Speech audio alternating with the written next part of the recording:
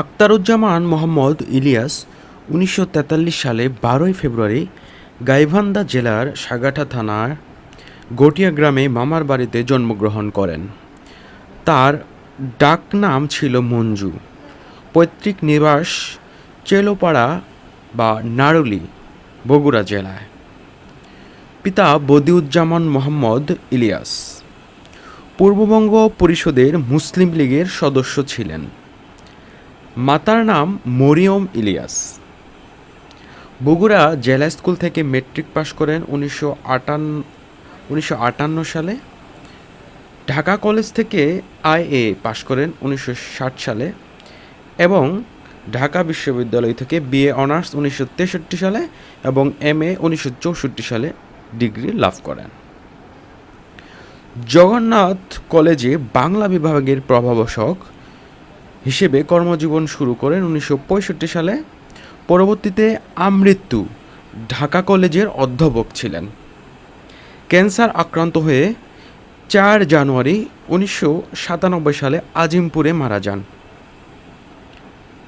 সাহিত্যকর্ম: ২টি উপন্যাস, ৫টি গল্পগ্রন্থ ও একটি প্রবন্ধ সংকলন নিয়ে তার রচনা সম্ভার। তার সাহিত্যকর্ম সংখ্যার হিসেবে স্বল্প হলেও শিল্পগুণে অত্যন্ত সমৃদ্ধ। উপন্যাস: চিলেকুঠার সেপাই ১৯৮৬। উপন্যাসটি উৎসর্গ করেন পিতা বি.এম. ইলিয়াসকে। এই উপন্যাস অবলম্বনে চলচ্চিত্র নির্মিত হয়েছে। দ্বিতীয় উপন্যাস খোয়াবনামা, যেটি প্রকাশিত হয় ১৯৯৬ সালে। গল্পগ্রন্থ: অন্য ঘরে অন্বস্বর ১৯৭৬, খোয়ারি ১৯৮২, দুধ ভাতে উৎপাত ১৯৮৫, দুজখের ওম ১৯৮৭, জাল স্বপ্ন স্বপ্নের জাল ১৯৯৭, প্রবন্ধ সংকলন: সংস্কৃতির ভাঙা সেতু, ২২টি প্রবন্ধ রয়েছে এটিতে। বিখ্যাত গল্পসমূহের মধ্যে রয়েছে প্রতিশোধ, অন্য ঘরে অন্বস্বর, অপঘাত, জাল স্বপ্ন স্বপ্নের জাল, রেইনকোট, মিলির হাতে স্টেন গান ইত্যাদি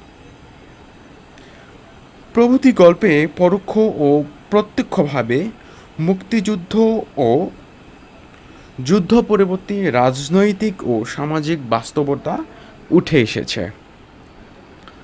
পুরস্কার: বাংলা একাডেমি পুরস্কার পান ১৯৮৩ সালে, আনন্দ পুরস্কার পান ১৯৯৬ সালে, একুশে পদক পান ১৯৯৯ সালে। গ্রন্থ পরিচিতি: চিলেকুঠার সেপাই। আখতারুজ্জামান ইলিয়াস ১৯৪৩ সাল থেকে ১৯৯৭ সাল। তিনি চিলেকুঠার সেপাই, যেটি প্রকাশিত হয় ১৯৮৬ সাল। উপন্যাসটি ৬৯-এর গণ অভ্যুত্থানের রচনা তিনি মূলত করেছেন। ফলে এতে বাংলাদেশের স্বাধীনতা সংগ্রামের পূর্ববর্তী রূপটি এতে ফুটে উঠেছে।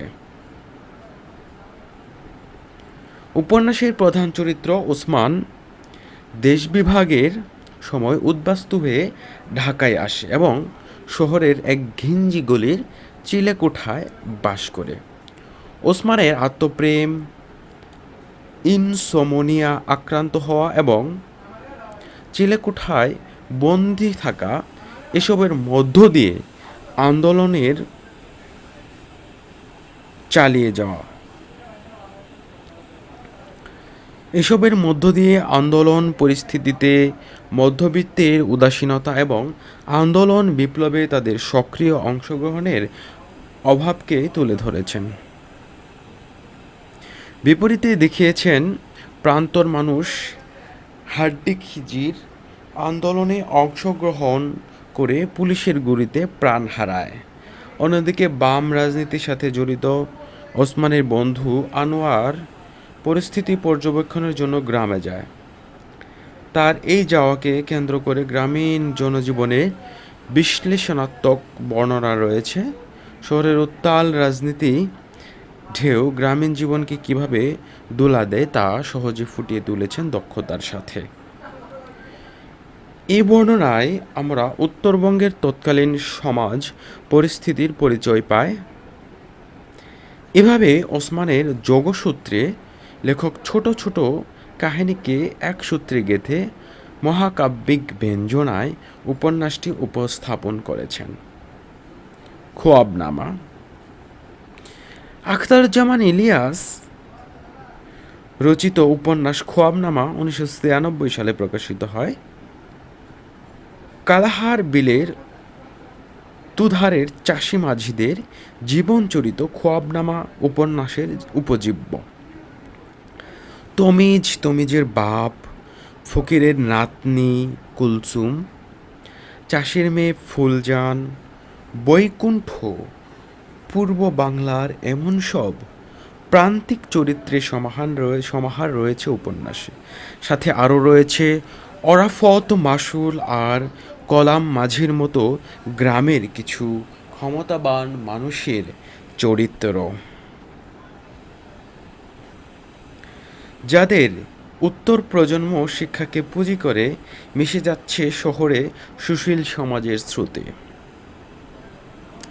এদের জীবনের ঘটনাসমূহের বর্ণনাতেই আমাদের সামনে হাজির হয়েছে গ্রামীণ প্রজন্মের চিরকালীন ক্ষুধা কান্নার গল্প। উপন্যাসের প্রায় 2/3 পরে ঘটনার প্রেক্ষিতে প্রচণ্ডভাবে আসে 1947 সালে দেশ বিভাগ। পূর্ব বাংলার মুসলমানদের স্বাধীন পাকিস্তান জন্মের প্রতি তীব্র আকাঙ্ক্ষা, পরবর্তীতে পাকিস্তান সৃষ্টির পর দরিদ্র মানুষের স্বপ্নভঙ্গ, দেশভাগের নিমিত্তে হিন্দু মুসলমান দাঙ্গা, কোনো কিছুকে এড়িয়ে যাননি ঔপন্যাসিক আখতারুজ্জামান ইলিয়াস।